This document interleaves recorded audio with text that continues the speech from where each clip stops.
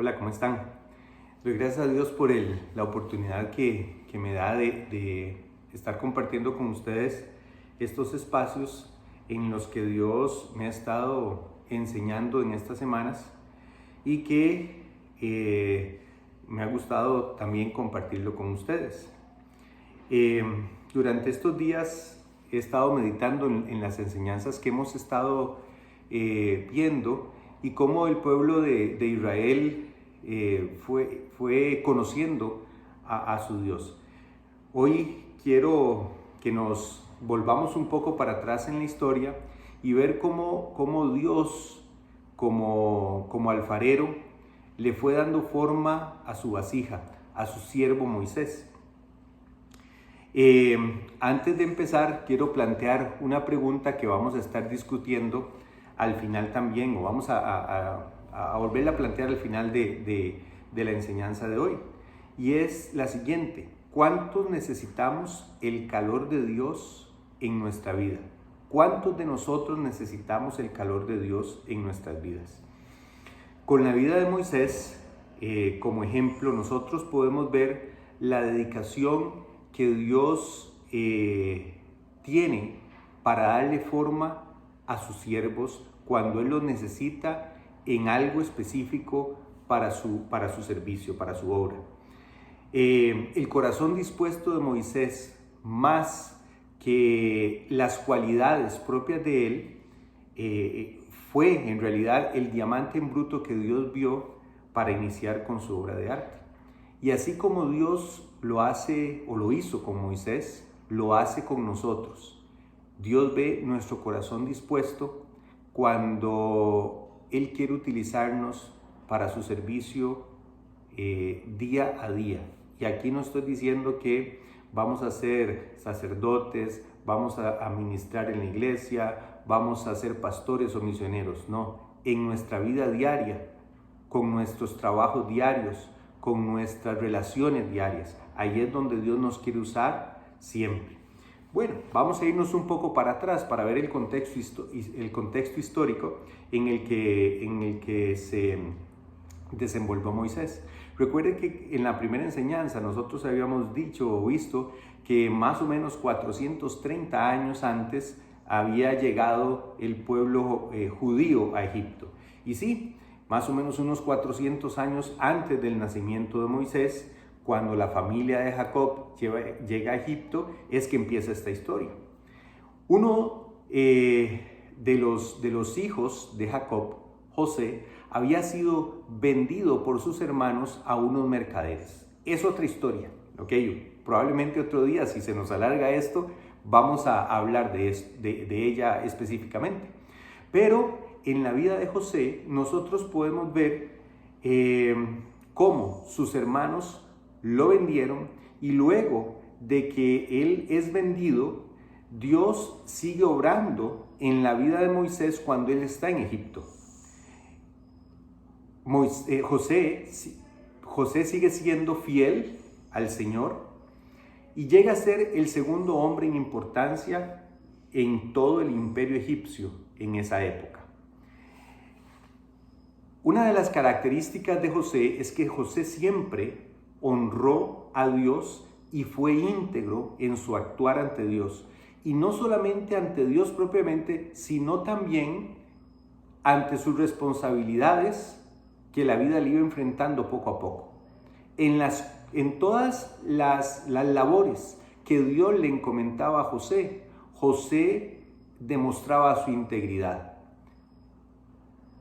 En un momento, Faraón tiene un sueño, uno de los tantos, y Dios le da a José la interpretación de ese sueño. Y le dice que en la tierra, en Egipto, en sus alrededores, van a haber 7 años de abundancia, pero después 7 años de escasez. Este sueño atribulaba demasiado a Faraón, y entonces cuando José interpreta este sueño, o Dios le da la interpretación y José le cuenta al Faraón, él se siente con paz y le da la responsabilidad de administrar los 7 años de abundancia y después distribuir todo lo que habían acumulado para que tuvieran alimento necesario los 7 años de escasez. Faraón estaba tan agradecido con José que cuando su familia llega a Egipto a pedir alimento, Faraón no solamente le da el alimento, sino también los invita a quedarse en su tierra y les asigna una de las provincias mejores para que pudiera habitar una familia como la de José. El papá de José llega con sus otros 11 hermanos y su familia, lo que tenían, y se ubican en ese lugar. 70 años después de esto, José muere, y más o menos unos 350 años más, ya en Egipto nadie se acordaba de José. Y esto lo habíamos mencionado el otro día también. Aquella familia que había llegado a Egipto se había multiplicado. Eran muchísimos ya.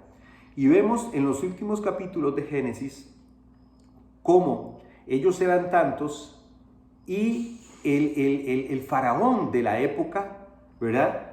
Dice la palabra de Dios que empezaron ellos a temer de la cantidad de hombres que habían judíos en Egipto, y temieron que ellos se levantaran en una rebelión, ¿verdad? Y los quitaran, les quitaran las tierras a ellos. El faraón de esa época empezó a tomar medidas con respecto a esto. Primero, les empezó a poner impuestos abusivos. Luego, los puso a trabajar como pastores. Era una labor que no era bien vista dentro de los egipcios. Después los esclavizó y a punta de látigo construyeron ciudades para los egipcios. Esto como obreros de construcción. Pero dice la palabra de Dios que a pesar de las tribulaciones, Dios seguía cumpliendo la promesa. Y la promesa era que le iba a dar una nación grande y ellos siempre iban a ser fértiles. Y a pesar del maltrato, dice la palabra de Dios, en los últimos capítulos de Génesis y primeros de Éxodo, que el pueblo se seguía multiplicando y seguían naciendo niños judíos y niñas judías en Egipto, y seguía siendo una nación grande. Bajo este contexto es que el faraón toma una medida extrema al final y manda a matar a todos los niños varones que nacieran de mujeres judías. Y esto fue, digamos, el punto de nuestra historia donde queríamos llegar, porque este es el contexto del nacimiento de Moisés. Un siervo moldeado por Dios y que siempre fue comprometido a su servicio. Pero desde pequeño Moisés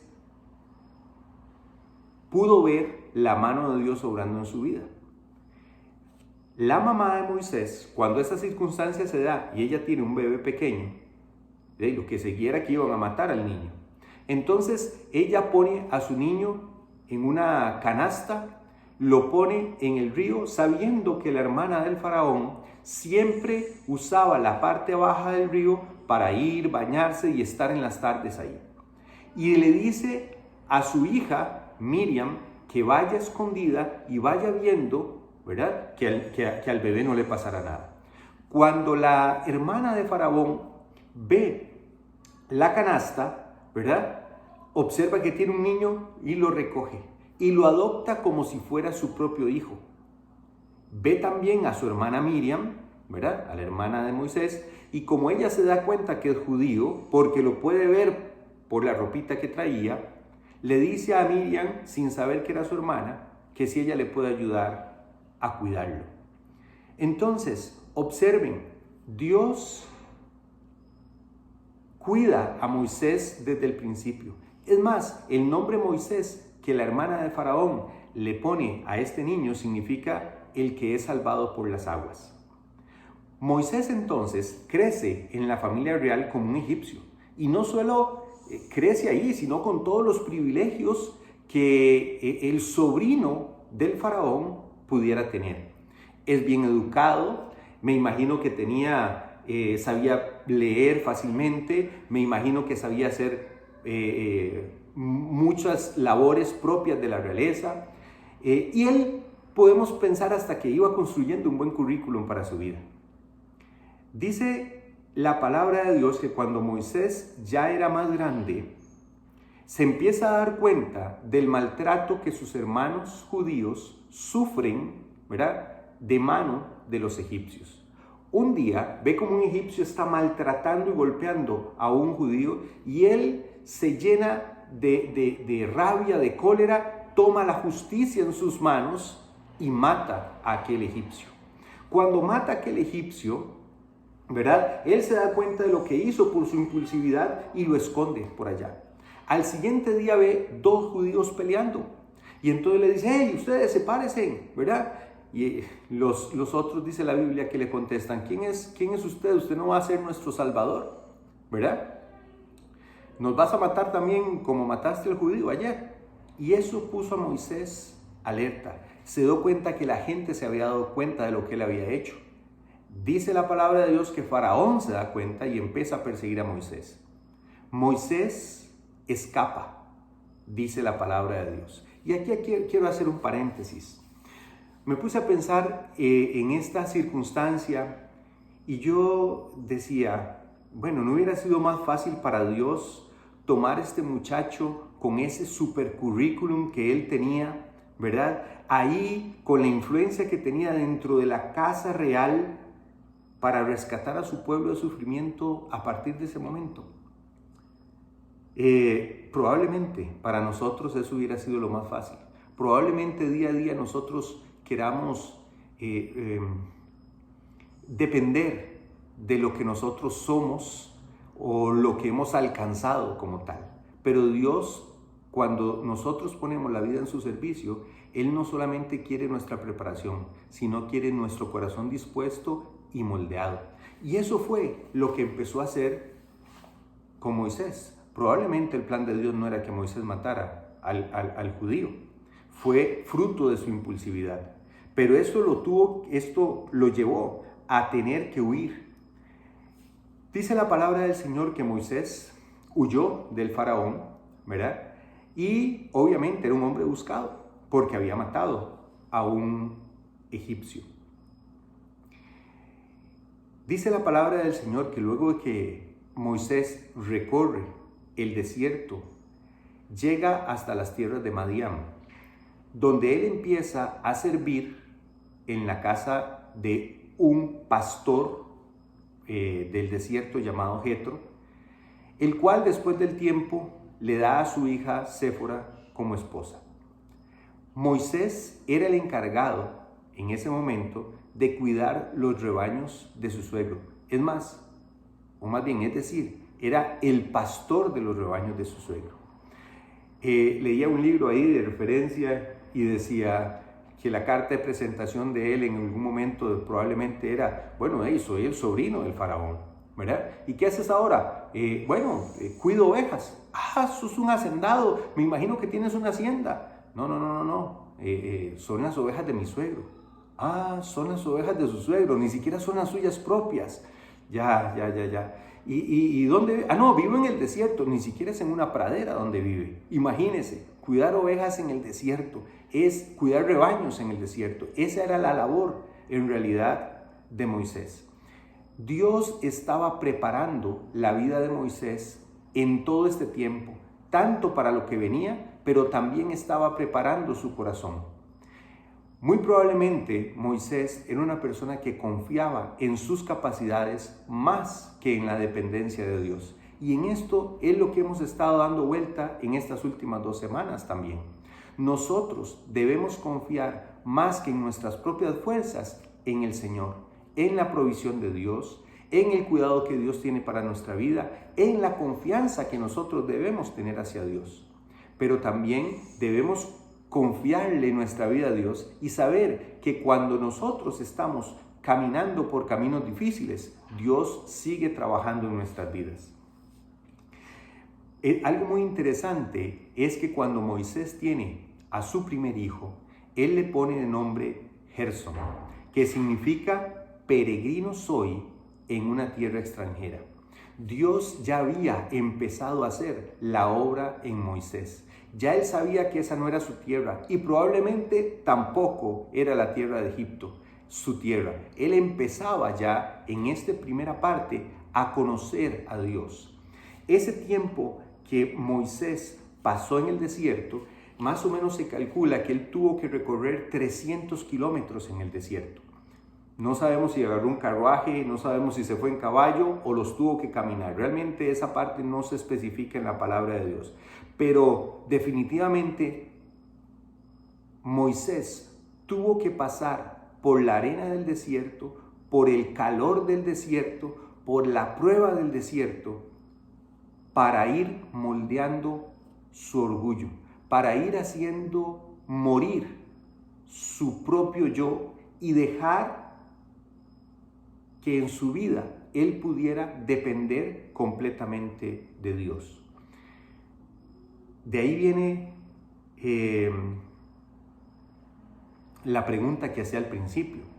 ¿Cuánto necesitamos el calor de Dios en nuestras vidas? Obviamente necesitamos ese calor que sentimos nosotros de Dios cuidándonos, protegiéndonos, sabiendo que está alrededor nuestro. Pero ¿cuántos de nosotros también necesitamos ese calor de Dios que nos moldea, que nos quita las asperezas, que nos va haciendo cada día mejores? Ese paso por el desierto, por las pruebas, nos hace a nosotros cada día más parecido a lo que Dios quiere que nosotros seamos. ¿Cuánto lo necesitamos? Yo el primero, de fijo. Lo necesitamos pasar por esos desiertos en los que Dios nos moldea, en los que en esos momentos en los que vemos la necesidad solamente de Dios, de dejar de depender de nuestras fuerzas y depender solamente del Señor. Ese es el Dios que empezaba a conocer Moisés en esta primera parte de su vida lejos de Egipto.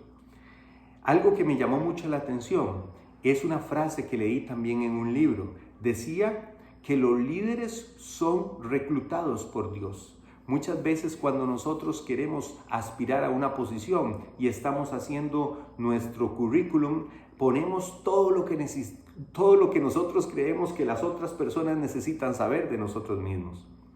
Pero cuando nosotros queremos servir al Señor y Dios pone los ojos en nosotros,